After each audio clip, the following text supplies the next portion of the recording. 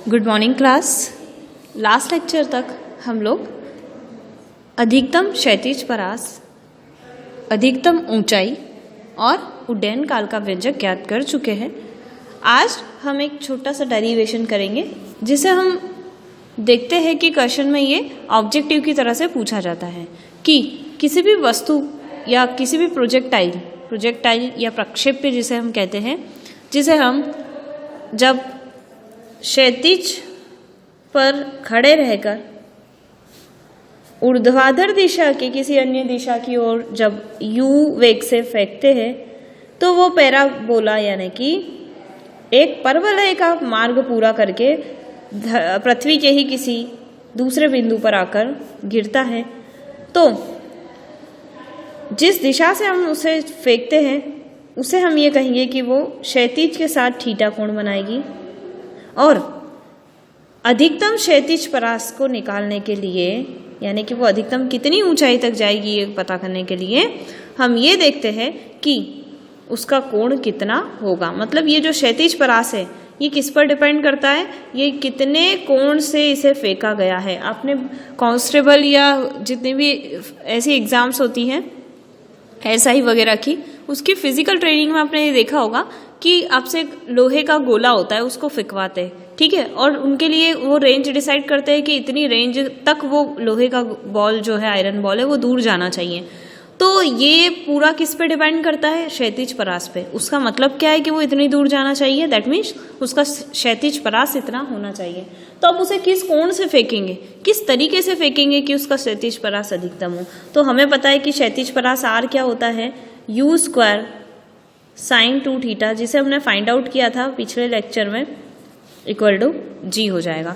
ठीक है, अब यहाँ पर हम थीटा की वैल्यू 1/1 रखेंगे। अगर हम ये कोण का मान 90 डिग्री रख लेते इसके और इसके बीच, मतलब अगर हम वस्तु को कहीं और ना फेंकते हुए ऊपर फेंकते हैं तो वस्तु वापस कहाँ आएगी, नीचे, यानी कि क्षैतिज से उसका कोण होगा 90 डिग्री। तो इफ यदि थीटा इक्वल टू 90 डिग्री होगा तो R equal to u² sin 2 theta की जगह 90, और sin 90 कितना होता है, 2 × 90 sin 180 होता है। ठीक है, अब हमें पता है कि sin 0 और sin 180 दोनों ही कितना होता है, 0 होता है।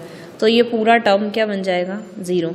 तो उस केस में जब वस्तु को आप ऊपर की तरफ फेंकेंगे तो वस्तु वापस कहाँ आएगी, नीचे। मतलब वो किसी भी क्षैतिज परास को फॉलो नहीं करेगी, उसका क्षैतिज परास नहीं होगा, क्योंकि उसे ऊपर फेंका है तो वापस उसी जगह आकर गिरेगी।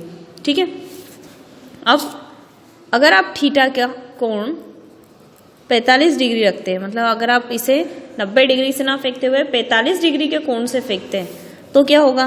तो देखिए R equal to u² sin 245/G, R equal to u² sin 2 theta को आप 90 डिग्री कर लीजिए जी, और sin 90 कितना होता है, 1 होता है। तो R equal to u² sin 90 पूरा टर्म 1 हो जाएगा। तो finally R equal to R maximum, इस केस में उसकी वैल्यू मैक्सिमम होगी u²/G। ठीक है, क्योंकि बाकी केस में 0 होगी। तो अधिकतम क्षैतिज परास के लिए जो कोण होना चाहिए वो कितना होना चाहिए, 45 डिग्री।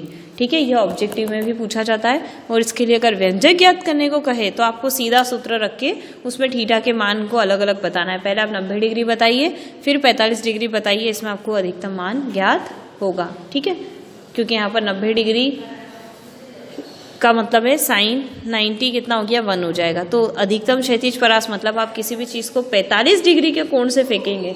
ठीक है, ये आपको ट्रेनिंग में भी सिखाया जाता है कि जब आप इसे 45 डिग्री के कोण से फेंकते हैं तो वो बहुत दूरी तक अधिकतम क्षैतिज परास को प्राप्त करेगी। आज हम एक और डेरिवेशन करेंगे कि प्रक्षेप्य का मार्ग परवलयाकार होता है। इसका प्रश्न कुछ इस तरह से पूछा जाता है कि सिद्ध कीजिए कि प्रक्षेप्य मतलब जिससे हमने वस्तु को फेंका है, प्रक्षेप्य का मार्ग परवलयाकार होता है। ठीक है, यानी कि जब आप किसी वस्तु को फेंकते हैं ऊर्ध्वाधर दिशा के किसी अन्य दिशा से क्षैतिज की अधिकतम परास को प्राप्त करते हुए वो वस्तु जब आकर गिरती है वापस उसी जगह, तो ये तो उसका क्षैतिज परास हो गया, अधिकतम ऊंचाई h है। अब उन्होंने प्रश्न ये किया है कि आपको ये सिद्ध करके दिखाना है कि जब आप वस्तु को ऐसे फेंकते हैं थीटा कोण बनाते हुए ऊर्ध्वाधर को छोड़ के किसी अन्य दिशा में, तो वो परवलयाकार मतलब हमेशा ऐसा ही आकार बनाती है। ठीक है, आप किसी पत्थर को भी फेंकिए तो वो इस तरह से घूमती हुई, इस तरह से गोलाई शेप लेती हुई, जिसे हम परवलय कहते हैं, परवलय का आकार लेती हुई किसी अन्य बिंदु पर जाकर गिरती है। तो ये प्रूव करना है कि इसका मार्ग परवलयाकार होता है। तो इसके लिए हम क्या करेंगे, पहले हर बार हमने देखा है कि ये क्या है, समतल गति है। समतल गति मतलब एक ही तल पर है, तल मतलब दो अक्ष से मिलकर बना हुआ है, एक्स और वाई अक्ष।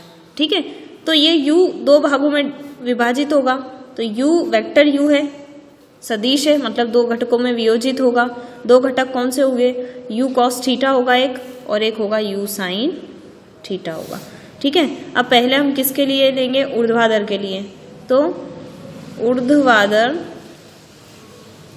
दिशा में गति के लिए, ऊर्ध्वाधर दिशा में गति की बात करेंगे तो ऊर्ध्वाधर में इसका विस्थापन हुआ है, और फिर हम इसके अलावा ऊर्ध्वाधर के अलावा क्षैतिज दिशा के लिए लेंगे।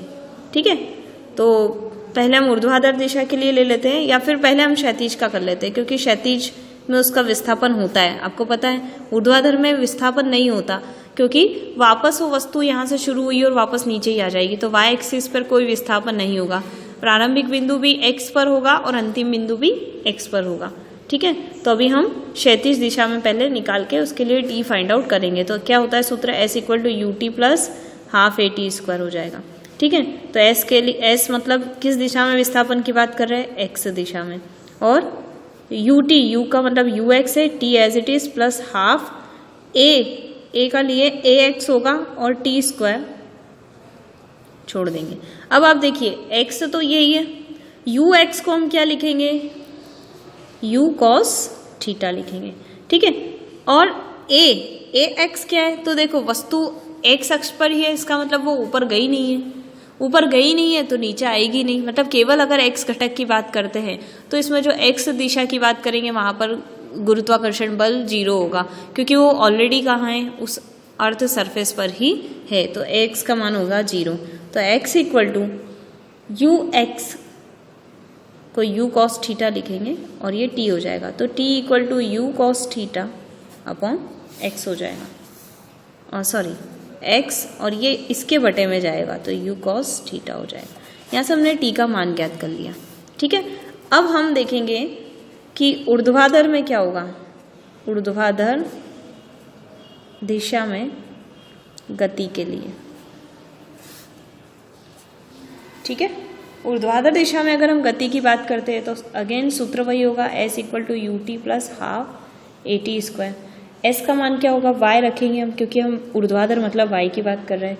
u का मतलब है uy, t प्लस हाफ, लेकिन यहाँ पर ay और t² है। अब देखिए uy को तो आप लिखेंगे u sin थीटा,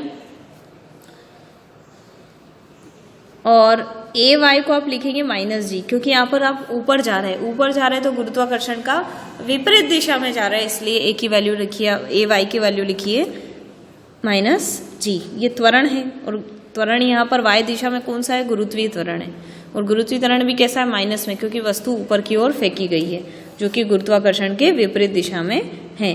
तो हम यहाँ पे सूत्र रखेंगे y = uy को हमने लिखा है u sin थीटा, और ये t का मान हमें यहाँ से रखते जाना है, x upon u cos theta. ठीक है, प्लस हाफ ay की जगह रखा है -g, और t की जगह रखा है x upon u cos theta का स्क्वायर। ठीक है, नाउ u sin थीटा, अब u से u तो कैंसिल हो रहा है, तो x और ये क्या बन जाएगा, साइन अपॉन कॉस कितना हो जाएगा, 10, तो u tan थीटा। आपको ये सूत्र पता होगा, sine theta upon cos theta tan theta होता है। तो u sin थीटा, u से u कैंसिल हो गया तो बचेगा क्या, x, तो x tan थीटा, ये x बचा और ये अपॉन में tan थीटा हो गया, -g, ये -g है और इसके अपॉन में 2 कर दिया, x को खोलेंगे तो x² और u square cos square theta. ठीक है, अब आप देखिए कि y इक्वल टू, इसको लिखेंगे हम tan थीटा x, ठीक, माइनस ये पूरे टर्म को हम एक ही साथ लिख लेंगे g/2u square cos square theta x square. ठीक है, और ये किसी इक्वेशन का नाम दे दीजिए, इक्वेशन नंबर 1। ठीक, अब हम देखेंगे सामान्य समीकरण किसी भी वक्र की सामान्य समीकरण क्या होती है, ax square plus bx equal to c होती है। आपने मैथ्स में देखा होगा कि जनरली कोई सीधी रेखा है, सरल रेखा है बिल्कुल, तो उसके लिए समीकरण क्या आती है, ax plus by equal to c। या कैसे भी आप देखेंगे तो एक चर होता है, मतलब चर की घात अधिकतम कितनी होती है, 1 होती है। इसका मतलब वो कौन सी है, रैखिक समीकरण है। लेकिन ये कौन सा है, ये कर्व बन रहा है ना, एक इस तरह से मुड़ रहा है, तो इस तरह के समीकरण को कैसे दर्शाते हैं, चर की घात कितनी दिखाकर, 2 दिखाकर। ठीक है, तो जब तक वो एक चर वाले समीकरण होते हैं उनका जो ग्राफ होता है वो कैसा होता है, रैखिक, और 2 चर वाले समीकरण का जो ग्राफ होता है जब बनाएंगे तो वो कैसा होता है, कर्व पाथ होता है उसका। ठीक है, तो यहाँ पर सामान्य समीकरण ये हो गई। तो अब इसको हमें इससे तुलना करनी है, ये समीकरण 2 है, तो समीकरण 1 की तुलना 2 से करने पर तो आपको क्या नजर आ रहा है कि x स्क्वायर जो है 1 इसके बराबर है minus g 2u square cos square theta के। ठीक है, क्योंकि जो x स्क्वायर के आगे है वो पूरा क्या कहलाएगा, a। उसी तरह x के आगे जो भी है वो कहलाता है b। तो यहाँ पर b किसके बराबर है, tan थीटा के, और c इक्वल टू y। तो इस तरीके से ये वाली जो समीकरण 1 है वो समीकरण b से मिलती हुई है, क्योंकि समीकरण a में x स्क्वायर है, चर की अधिकतम घात 2 है, 2 के बाद चर की अधिकतम कम से कम जो 2 के बाद जो घात आएगी वो 1 आएगी, तो 1 घात भी आपको मिल गई, और सामने c मतलब कांस्टेंट टर्म भी मिल गया। इसी कारण ये समीकरण एक पैराबोला की समीकरण है या एक कर्व पाथ की समीकरण है। तो ये वाली इससे मैच कर रही है, दैट मीन्स समीकरण 1 भी क्या होगी, परवलयाकार होगी। तो अतः बस आपको कंपैरिजन करके लिखना है, अतः समीकरण 1 परवलय की समीकरण है। ठीक है, ये आपने सिद्ध कर दिया। अब इस पर कुछ न्यूमेरिकल होंगे जो आपको मैं क्लास में करवाऊंगी। ठीक है, मैं आपका क्वेश्चन दे दूंगी, आपको सॉल्व करके मुझे बताना है। तो ये आपका यहाँ से एक टॉपिक कंप्लीट होता है। ठीक है, आज के लिए इतना ही, थैंक यू।